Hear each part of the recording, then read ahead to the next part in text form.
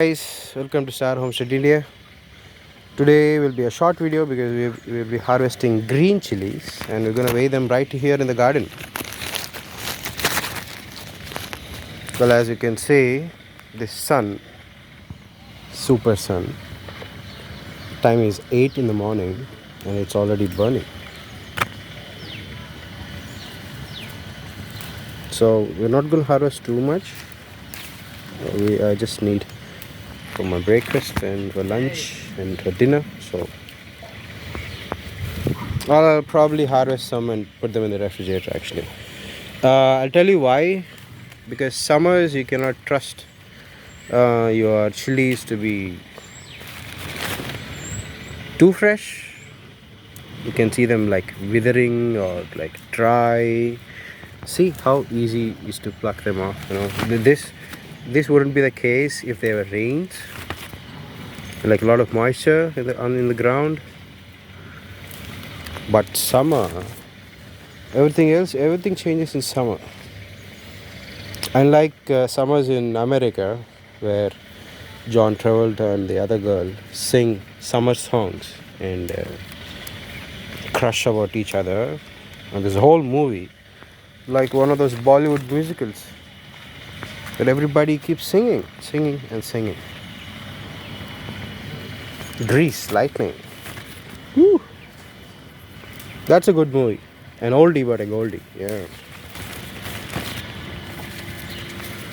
And also I have heard people who do a lot of work in summers in USA, especially teens who are going through the college. They work and they pay for their tuitions. Unlike in India, in India, most of the education is paid by your parents. Sometimes even PhD. Of course, we do get some stipend for PhD, but until masters they pay for your kids. Although it used to be based on genders. Like if you're a boy, then they will probably invest more on you. If you're a girl, then probably not, because you'll be saving money to give dowry to any of those men whom you want your daughter to get married. So that's one of the stuff that people do here. But now things changed. You can see a lot of women. I have taught so many girls who went abroad for studies. I have one student of mine who got visa the other day. She's happy, she's so happy. And get this, she's the only girl in her family. They have 2 boys. I don't know what the boys do. I never asked, but she got brains. Yeah. Yeah. So she's going to USA. There are people who actually can study. Maybe we would have started this earlier, like educating women and encouraging them to stay educated. So see, that's the thing though. You can encourage them, you can pay for their education. The thing is, they need to stay motivated to complete until their masters, and also work to get some experience or be financially independent. But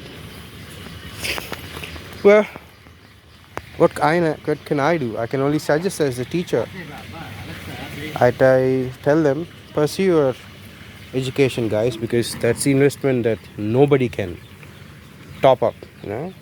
Nobody can top that. Invest in education, guys. Invest in education. It doesn't matter what age you are. If you don't know anything, if you don't know something, you start learning. Now, if you don't want to pay for the college, for the certificate, or just need skills upgrade, then there is YouTube. There are some online courses, some offer free courses. So what I mean to say, end of the day, it's much better to be less dependent on people when you know how to do it yourself. Yeah, isn't it what preppers do? That's what they do, right? They prepare food, they prepare themselves, they prepare their bodies, their mind, their souls. I'm not a prepper, I'm a homesteader. And I teach English on the side. But I'm learning from them. I'm learning how to be a prepper, and started storing food, seeds. I've been sent seeds, when I tell my friends, like I got a post from USA from my friends, and they ask me like, what did they send you? I tell them seeds. Are like, what? We have seeds in India.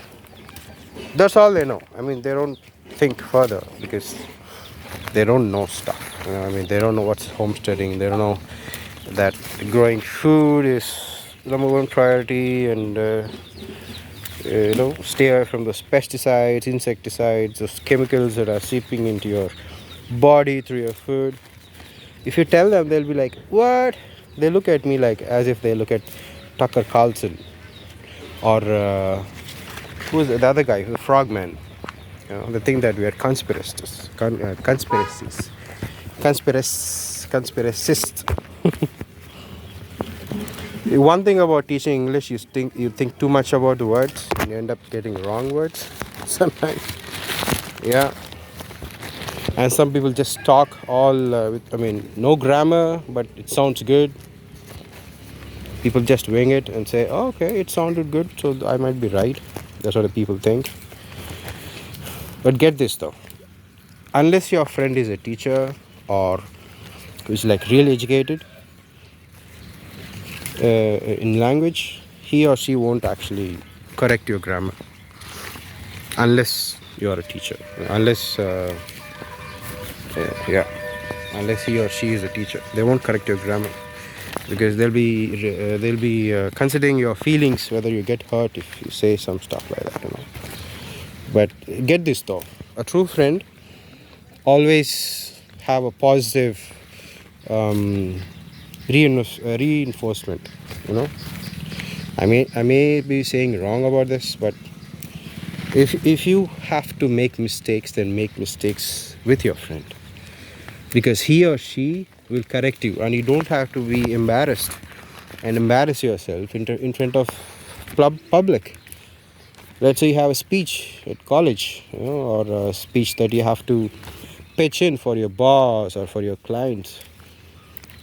What do? You practice with your friends, and they'll say, hey, good, yeah, you did better, maybe better luck next time, or you can improve. But get this, a true friend will always correct on everything wrong with that person, because they want you to be the best. They don't want you to be mediocre. They don't want you to get B plus or A. We need A plus. So a true friend will always correct you. Of course, not in front of everybody. It has to be private. You gotta respect a man's position in the society, or woman.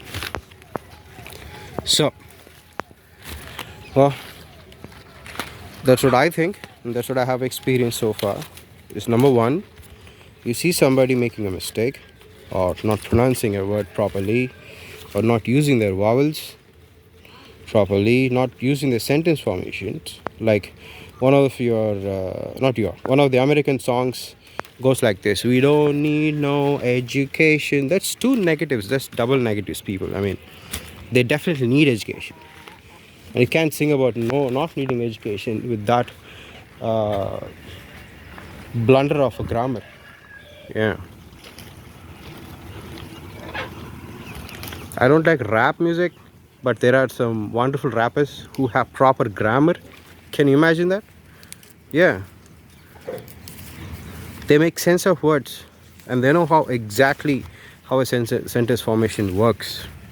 Not always they get right, but you know how it is. They think that song is a gray area of grammar. No, it is not actually. No. Have you seen UK singers singing songs? Do you hear words that you never heard and still make sense, and you can still dance to the tunes? Yeah. So there is no gray area in music for grammar.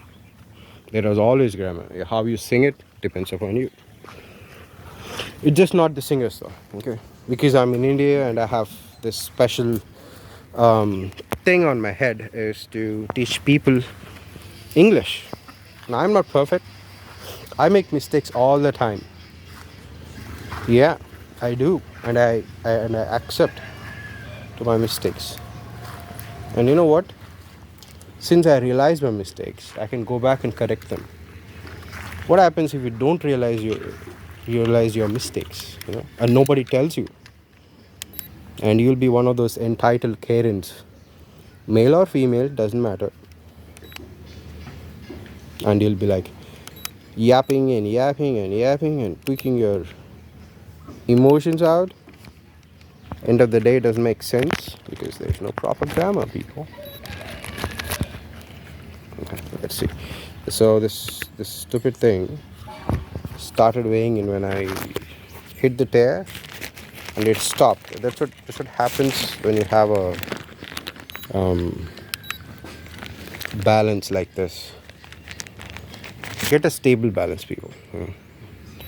There you go. 0.62 pounds of green chilies.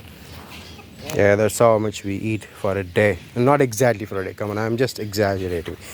This is gonna last for 2 or 3 days. Yeah, depending upon what I eat, what kind of dishes I'm gonna make with that. And I need bigger stick, bamboo stick, to put it as support for my tomato plants. It's gigantic. It's going huge. The others are okay. Or even that needs a bigger stick. That is outgrowing as well. This is a custard apple plant. I'm gonna, once it is like 2 feet, then I'll change it to a different place. Yeah.